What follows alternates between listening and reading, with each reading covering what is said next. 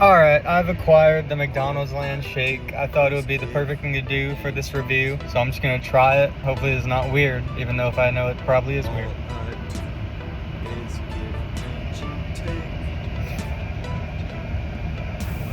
It tastes like a blue raz milkshake. It tastes like that Sour Patch Kid. It tastes like that. And then I want to taste that, the whipped cream, but okay, the whipped cream just tastes like whipped cream, but this isn't that bad.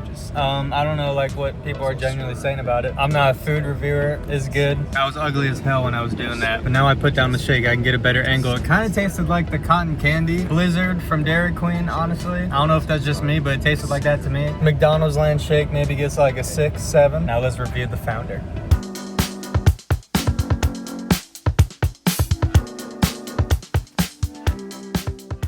Hi, my name is Charlie. Welcome back to Cine Channel, and today I'm going to be reviewing 2016's The Founder. Now, this is the story of McDonald's and how it went from a local place in California to a world empire being the biggest fast food chain in the world. And it's the story of McDonald's wrapped in the story of Ray Kroc as well. The Founder. This movie takes place from 1954 to 1961, so let's just get into it. The plot. Now we start off with Ray Kroc just being a milkshake machine salesman, going from door to door, getting rejected, trying to sell this multi-mixer. And he's noticing little things about each like fast food place that could be improved. Like his food's late, he gets the wrong order. It just shows you that he's getting these ideas. But he gets an order for a multi-mixer from this place in California. He lives in Illinois, by the way. And it's from McDonald's, the first McDonald's in California. So he drives out there and he's amazed by the first McDonald's because they have this speedy system. And it's these two brothers that own this place, Dick and Mac. And Ray Kroc is just so interested that he gets a tour and he falls in love with the idea and he sees the potential of this local place and what it could be. So then over the course of the movie, he slowly puts himself into the McDonald's company, takes the name, takes the earnings. His whole idea is to franchise it. And they make a deal, the three of them, being Ray Kroc, Dick, and Mac in the beginning. But with the success, Ray Kroc steps over the line multiple times and then just ends up kicking them out of their own company, kind of. And now I do have to address that this is kind of based on a true story. Obviously Hollywood's gonna have like 60-40% when it's based on a true story movie. Maybe 60% is right and then 40% is just drama for the movie. But this is based on a true story and how McDonald's came to be, and Ray Kroc and Dick and Mac were real people, and along with all the other characters in the movie. And they show in the credits that this movie is very connected to the source material. I'm just saying take a grain of salt with based on a true story. So it's a unique plot in the sense that it's a true story and something that happened. And I do think it's cool to see the journey of Ray Kroc,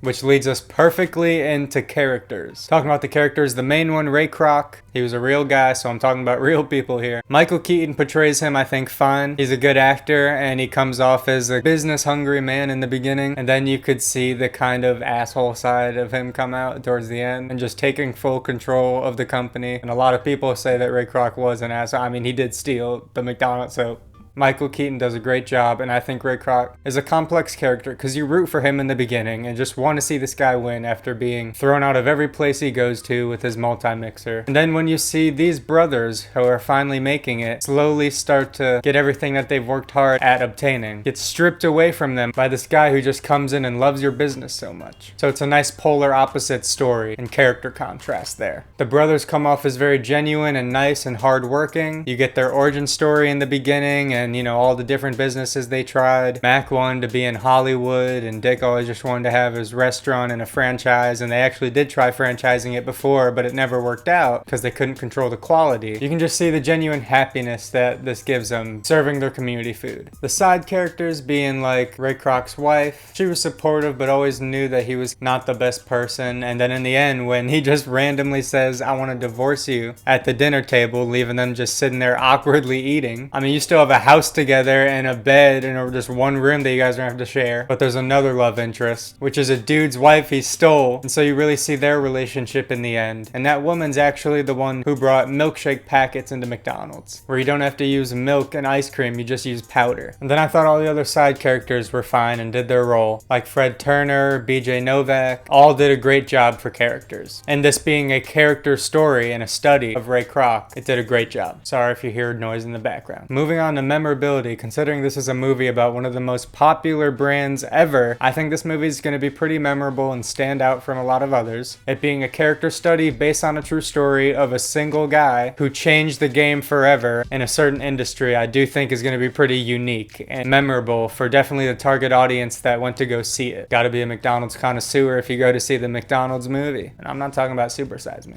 There's some good moments in here and editing with when the brothers are explaining to Ray Kroc of the whole origin story and how they came up with the Speedy system. There's just the whole rise to power to Ray Kroc, which you get to slowly see throughout the film, which is cool. So I'd say this movie stands out for memorability. If you took time to go see a McDonald's movie, you're gonna remember the McDonald's movie. Now moving on to the good, I just think, like I said, just the whole character study, the parallel stories, the poor man going to rich, and the successful men just kind of getting everything stripped away from them. The story of one of the most biggest companies in the world, and it's a good one, and the fact that it's based on a true story bumps it up. The soundtrack I actually thought was really good. It puts you in the time frame of the 1950s to 60s, and I would say it's inspiring at some times, but it's also about a man who stole a company and became rich off of it. I don't know, it's just up to your interpretation. All the characters played their role fine, like I said. Another good thing about this movie is just seeing the relationships and the partnership of Ray Kroc and the brothers slowly just fade away as they fall out. Every argument and every time that Dick says no to Ray and Ray getting closer to just doing everything himself. Just really good structured movie.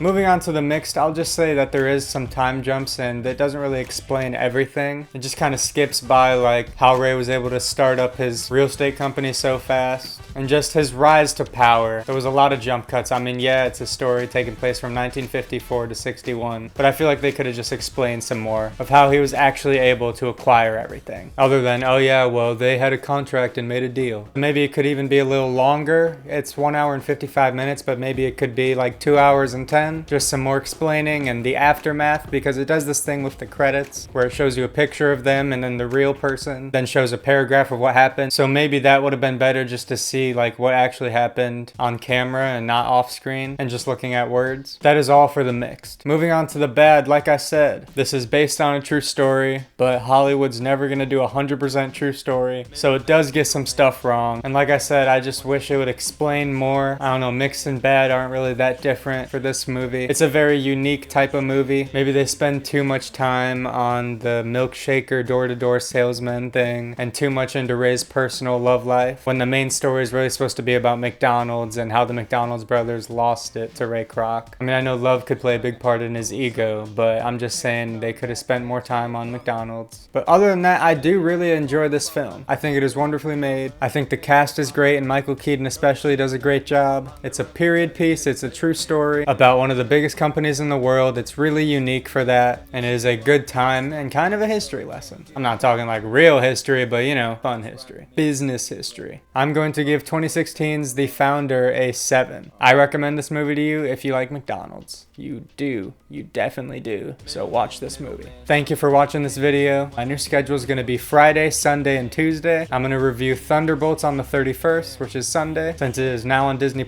So I'll see you then. Have a Cine day, and here's a song. Hamburger just took it from me. If you want a company, you gotta steal their money. No more selling milkshake cause that shit was too runny. Now I'm flipping burgers, no one else is above me. Hamburger just took it from me. If you want a company, you gotta steal their money.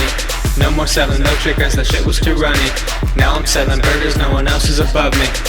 #1 fast food chain in the game, have their own monster, call him Grimace, yeah, he or Bane. McDonald's land, bring back the playpen. McDonald's land, where's the snack wrap? Oh wait, you brought it back, never mind. Hamburger just took it from me. If you want a company, you gotta steal their money.